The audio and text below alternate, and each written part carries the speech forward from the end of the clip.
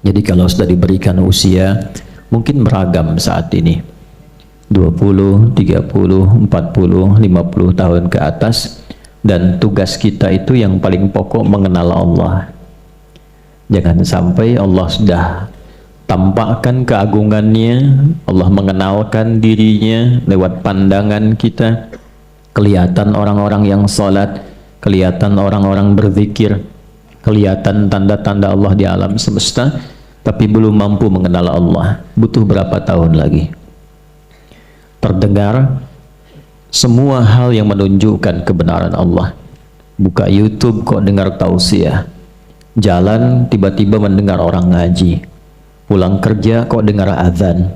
Kalau sudah masuk lewat pendengaran, sudah puluhan tahun belum kenal juga Allah. Butuh berapa tahun lagi telinga ini difungsikan dan kelak akan dihisab. Termasuk juga kita diberikan oleh Allah anugerah akal untuk mencerna.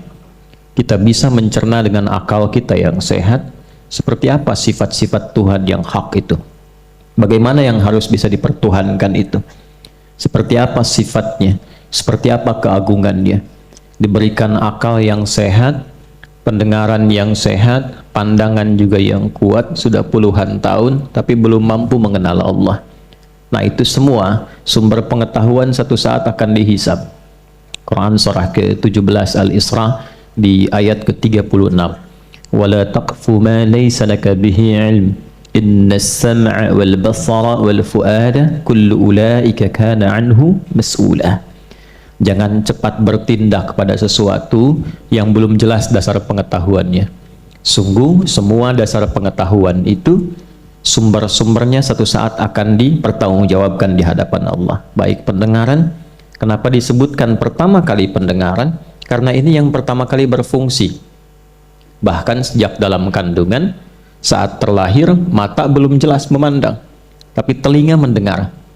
Karena itulah orang tua di awal-awal anak masa kelahiran itu senantiasa diajarkan dalam Al-Quran dan hadis-hadis Nabi Muhammad SAW untuk memperdengarkan yang baik-baik. Itulah sebabnya ketika awal baru terlahir, itu ada sunnah untuk mendoakan, juga sunnah untuk mengadzankan, ya. Jadi ada bagian-bagian yang diperdengarkan yang baik. Setelah itu jangan cukupkan pada kalimat itu. Konsisten orang tua itu selalu berinteraksi pasangan dengan berbicara yang baik-baik, karena anaknya dengar, ya.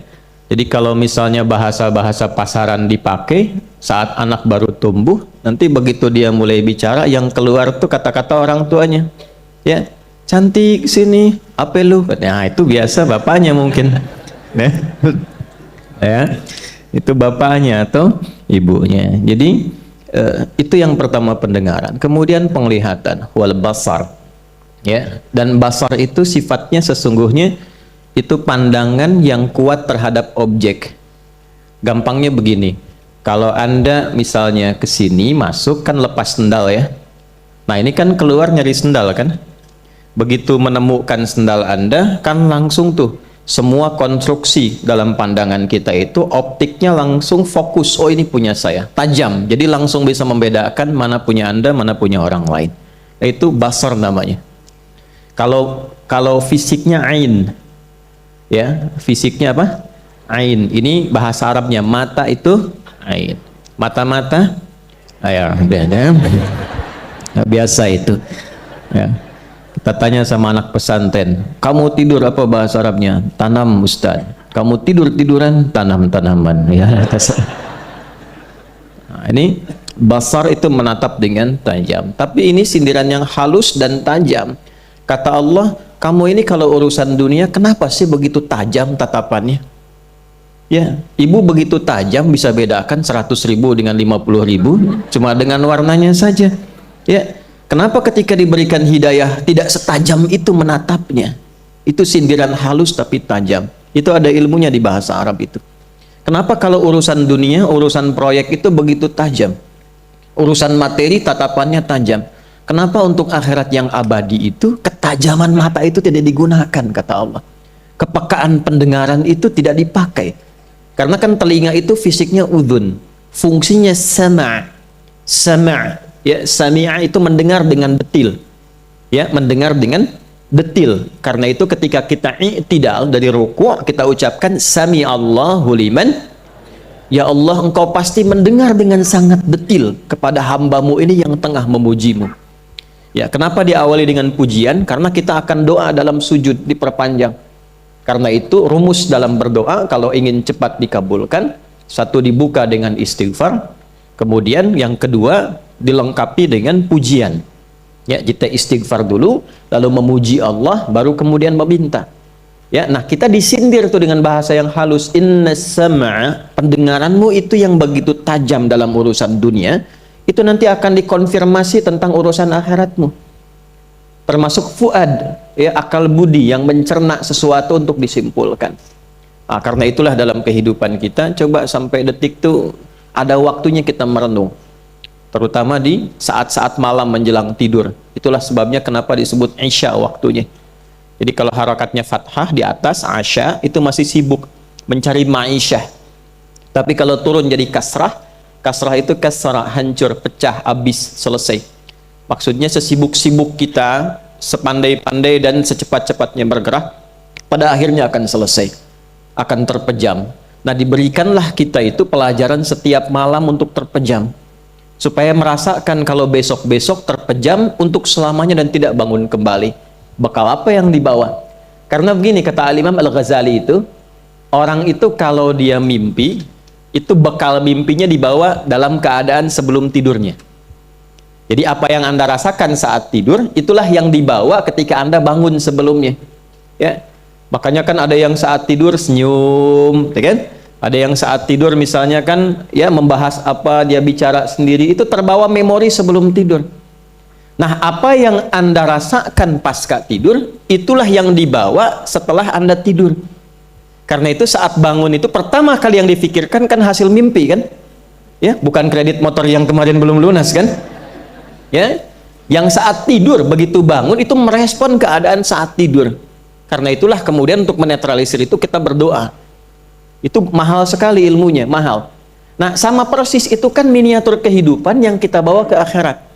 Apa yang dibawa ke alam kubur itu hasil pekerjaan kita sekarang saat hidup di dunia, sebelum tidur di alam kubur.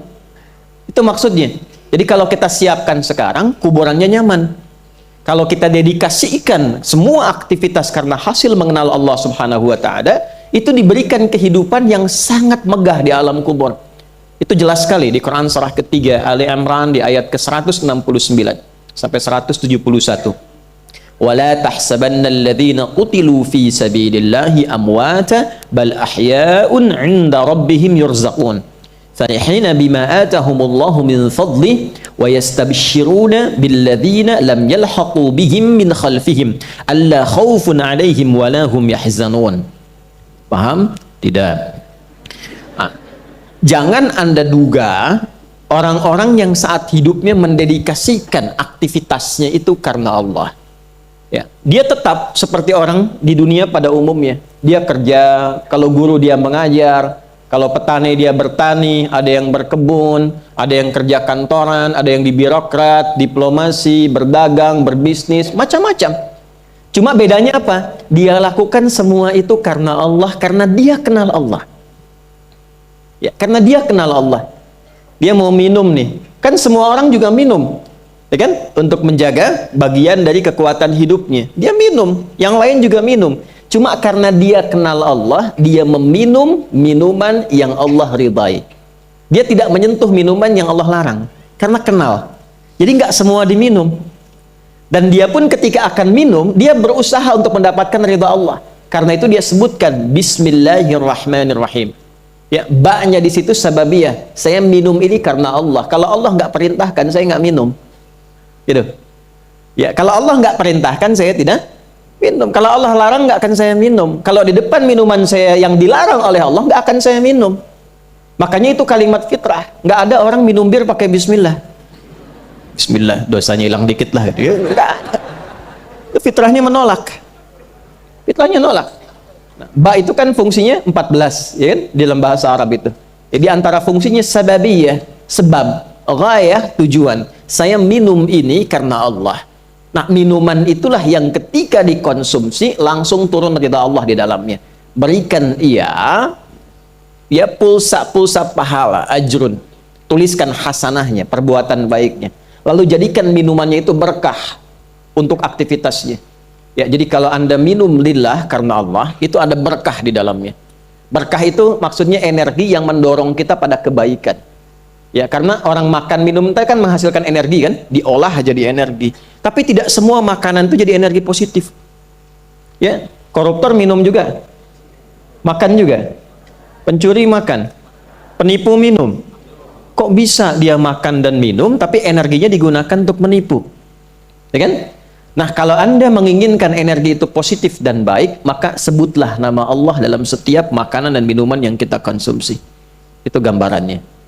Hidup itu pilihan. Silahkan memilih yang mungkin bisa kita pilih. Pada akhirnya, kita akan kembali kepada yang menciptakan kita.